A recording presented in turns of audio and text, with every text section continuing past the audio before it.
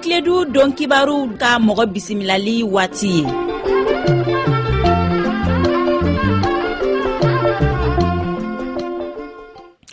Atoye ko Sine Diarra ali soroko do ma baye min be wele ko expert comptable Bamako ya non o min bi tolike jamana be gela min konna na sisa soroko stratela ana masalo stratela me wele ko soroko gelea anya yere yininga ko soroko gelea ni fin jume yininga follow ya jab min dama ko la me jamana min me soro geleya kono o jamana yi abe min soro do de boro la wati jankono misalla na soro atumi suma million nduru ton soro sangosa dobe kabola na soro ka baga cheptel tuyi ba keme dobe kabola na soro aka yidini mun me bama yela ma fenke o fene dobe kabola abi fo ma de ko crise économique ou bien soro geleya o abina chuguri geleya na tuko ka cham soro geleya folo be bo femina o yi ala rena ka latige ni o ta misaka misal min ta kono o yi ni sanji mana no ni sanji mana seneta saka ke ni senema ke sumatna so ni sumama soro adabe geleya na da geleya mo sumanta saka soro geleya bina jamana kono peut-être nton bina fene kriki pelerin no le fene nana o bina suma beche ka bedon no fene kera geleya bina halbe bimbe do ni binduna bagon na fenda soro donc o fene bina ke geleya vele kasigi mi mais natra mi ka mali yere jigidinga kono sisa o ye keledi o te alaka nali o te banaga nali o te kriki pelerin o ye an yɛrɛ adamadenw yɛrɛ ye gɛlɛya min ta ka ɲɛsin mali ma n'o ye kɛlɛ de ye kidal kana minaka gawo kana tɔnbɔkutu kana mɔpti o yɔrɔ ninnu na mɔgɔ tɛ se ka sɛnɛ kɛ mɔgɔ tɛ se ka bagan mara kɛ mɔgɔ tɛ se ka mɔni kɛ kalan tɛ se ka kɛ n'u mɔgɔ ma baara kɛ u bɛ wari sɔrɔ cogo di u tɛ se ka wari sɔrɔ u b'u furakɛ u bɛ se ka furakɛ bɛɛ kɛra réfugié donc mali ka sɔrɔ camanba de bɔra o la mali ka sɔrɔ la covid 19 o fana y'a gɛlɛya dɔ bana dɔ bɛ yen o fana ala ka latigɛ de ye a bɔra chinois fɛ a daminɛ waati la an ko chinois kungo de don ja diɲɛ bɛɛ kungo don bibi na kan kana gara ɲɔgɔn na an kana baara kɛ n'a ma baara kɛ mɔgɔ tɛ wari sɔrɔ mɔgɔ ma wari sɔrɔ u tɛ se ka balo u tɛ se ka furakɛ donc gɛlɛya fɛnɛ nana ni kɔlɔlɔ bɛ se ka mun ye adamadenw kan tɛgɛlankola bɛ ciya mɔgɔ tɛ wari sɔrɔ ni tɛgɛlankolo ciyara jamana o jamana kɔnɔ ɲɛta tɛ yen mɔgɔ tɛ se k'u yɛrɛ furakɛ mɔgɔ tɛ se ka foyi k'u yɛrɛ ye tɛgɛlankolo ka ca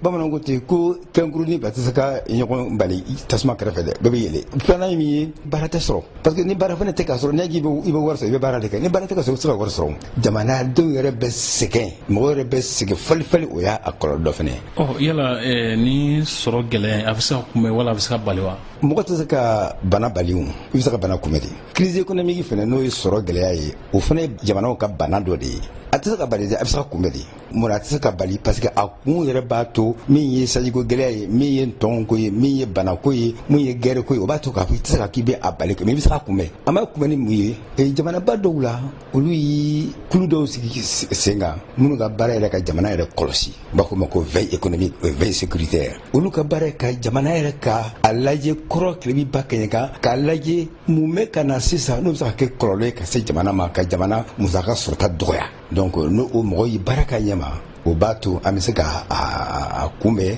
mais a tɛ se ka bali. nka ni ala y'a kɛ o si ma se ka bali ka na a nana an bɛ mun kɛ. ni i b'a fɛ ka bɔ crise économique kɔnɔ i b'a fɛ ka bɔ sɔrɔ gɛlɛya kɔnɔ n y'a fɔ sɔrɔ gɛlɛya kɔlɔlɔ fɔlɔ ye min o ye waritanya de ye o ye tɛgɛlankolonya de ye i b'a ɲini k'o furakɛ fɔlɔ de n'i ma wari di mɔgɔw ma u tɛ se ka u yɛrɛ balo hali n'i ye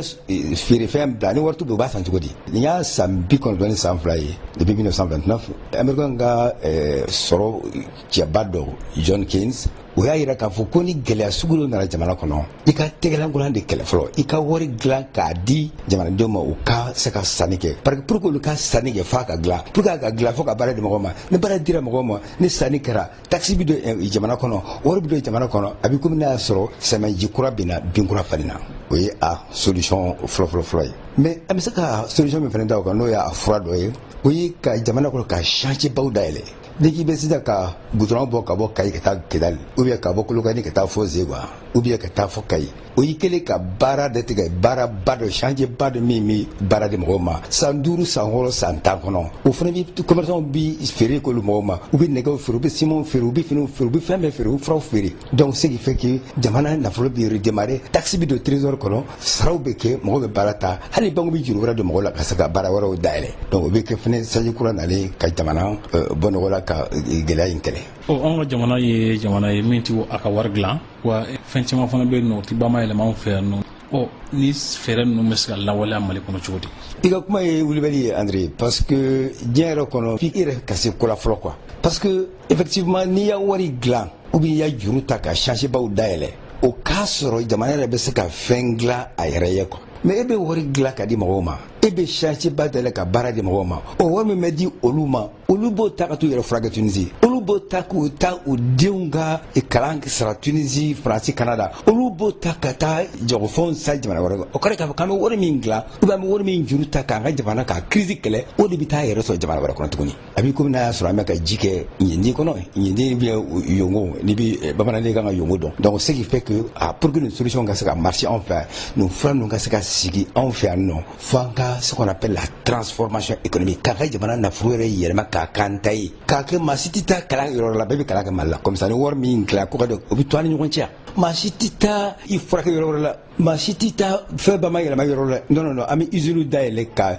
an ka sɛnɛfɛnw ba ma yɛlɛma k'u kɛ finiw ye, k'u kɛ samaraw ye, ka golo dogi k'u kɛ sago ye, k'u kɛ fɛn caman ye. O de b'a to wari min bɛ dilan jamana kɔnɔ, wari min bɛ juru ta ko ka jamana sɔrɔ yiriwa, o bɛɛ to jamana kɔnɔ. Mais n'an m'o kɛ kɔni, an bɛ ka ji kɛ boîte woma de kɔnɔ, o ye sanji kɔrɔ wɔsi ye, a ka gɛlɛn dɔɔni. E ka kuma kuncɛ kuma ye jumɛn? N'i ko jamana ye ko ɲɛmɔgɔ de ye, an kana san kɛ bi kan dɛ, ko Mali y'an bɛɛ ye, an bɛɛ ye, ayi o tɛ cɛ ye o, an bɛɛ tɛ se ka ɲɛmɔgɔw de ye. Ni ɲɛmɔgɔw y'i Mali da o ni kan, olu yɛrɛ denw ka to ka kalan kɛ yan, olu k'u yɛrɛ furakɛ yan. N'u denw bɛ yan n'ekɔli la gɛrɛbutigɛw, n'u denw u yɛrɛ furakɛ yan nɔ, an bɛ Gabriel Touré dilan k'a ɲa, ka Point dilan k'a ɲa, ka dɔgɔtɔrɔso bɛɛ dilan k'a ɲa, ka jamana wari to an ni ɲɔgɔn cɛ. Tant que olu hakili k'a fɔ k'olu tɛ Mali dɔ ye, tant que olu hakili k'a fɔ k'u bɛ t'u yɛrɛ furakɛ yɔrɔ wɛrɛ la, k'olu denw ka fisa Mali ekɔlisow ma, André a bɛ gɛlɛya. Donc an bɛ Ala deli an ka jamana kɔnɔmɔgɔw, vraiment Ala ka Mali hinɛ don bɛɛ la quoi. Ka Mali denw an yɛrɛ tɛ koyi, an caman bɛ ka san 50 ko on n'a ɲɔgɔnnaw denmisɛnninw ye, mais anw caman filɛ nin ye, an bɛ Ala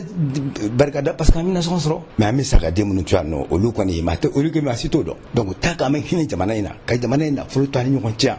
a ka gɛlɛn dɔɔni. Ok. Foli tɛ André.